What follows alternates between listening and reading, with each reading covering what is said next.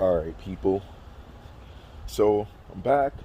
I did not yet fix the last fuel issue. I have a couple have a couple more things to check on it. But when I'm doing that, I'm going to make a very, very big change to the car. You guys are not going to like it. I'm not going to like it. But I'm doing it for a very, very good reason. So, what I'm going to do is remove the supercharger and get rid of it. Am I getting rid of the supercharger forever? Absolutely not. But what I am going to do is prepare the car to use a better and bigger supercharger. So, one thing that I don't like about this supercharger is that it doesn't make a lot of noise. It makes the blow-off noise and stuff like that, but that's not what I want. I like the whining noise. So what I'm going to do is, if not a G2 supercharger, which is capable of 1,000 horsepower, I'm going to do the TVS, the Harrop supercharger. So it's going to be between the two. So I'm just changing the setup. So the car's still going to be supercharged, not right now, of course, but in the future. Because this supercharger just doesn't do it for me. And I'm thinking, if I'm going to retune it and do the fuel and do everything, I might as well make it, like, get a supercharger that can handle the power of making less heat and doing all this kind of stuff. So I've been talking to a lot of people. I've been on the forums. I've been doing a whole bunch of stuff. I already have a couple buys for the supercharger. So I'm going to take it off, revamp the whole car, and yeah. Then we'll get back to the supercharger stuff. Plus, it's about to be winter anyway, and I'm barely going to be driving it. So it's like, I might as well just change up the whole car anyway. I know this car is like literally, it went full bolt on. I was going to stay full bolt on, then I supercharged it, and now I'm taking the supercharger off to modify the car even more and everything like that. But yeah, don't unsubscribe, because the car is going to be back to how it is, but it's about to be winter time, so I'm not really going to be able to use it how it is anyway. So what I'm going to do is prepare the car. I'm going to do a whole bunch of craziness to it. I'm also going to be starting a business and a service and whatnot. Most likely going to be renting cars and flipping cars, so you guys are going to be getting a lot of content in this time as well. So one thing that I'm looking for right now is, I think it's a W212. I think that's the chassis code, but I'm looking for a Mercedes S550, 07 to 09. I'm going to have that as the rental car. And then the first project car that I'm thinking like to flip is another E38. So it's going to be a long body, most likely a 750i IL, but if not, a 740. It doesn't really matter, but I would prefer the V12 because I never had one before. So I'll be doing that. And then I'm shooting for January or February to purchase the better supercharger. So if not the G1, then the Harrop kit. The Harrop kit is like a twin screw, so it's going to sound like a Hellcat. It has like that high-pitched whine.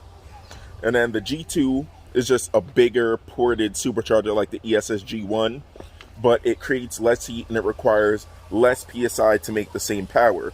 And I've been seeing from a lot of people who have had the ESS G1 and G1 Plus that with using the G2, less heat and less strain and less everything, and you're getting the same amount of power, if not more. So that's going to be perfect, because I already have the methanol and everything like that. So the methanol kit's going to stay in the car, unless the person wants to buy it, but I'm most likely not going to bother taking that out.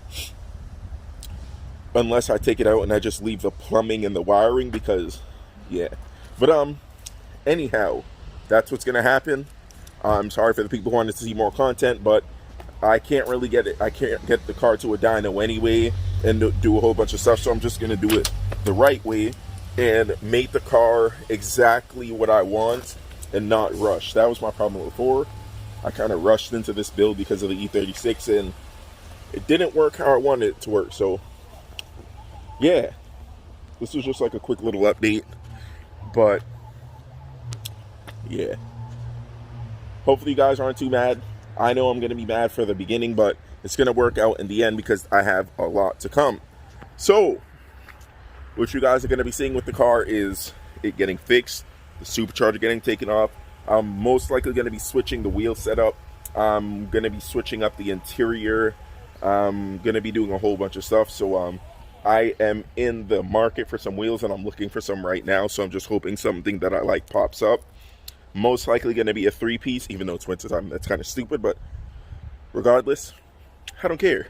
But yeah, so that's what I'm going to be doing with the car, getting it ready for what I'm going to be doing to it, and that is big supercharger.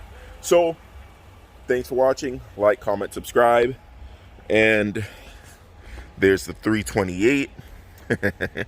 I'll give you guys a cold start. But yeah, as of right now, it's looking as if the supercharger will be coming off. I don't remember if he said this Thursday or next Thursday, but yeah, that's what we're gonna be doing. But yeah, give me one. Damn.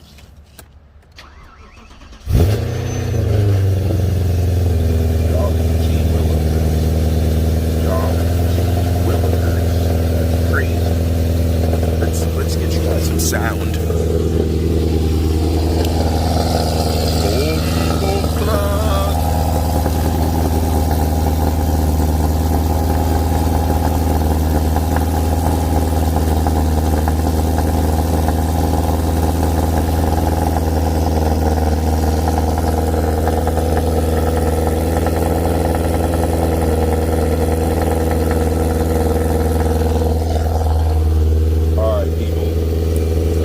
Like, comment, and subscribe, and stay tuned for what we got. We got S550 coming to the channel.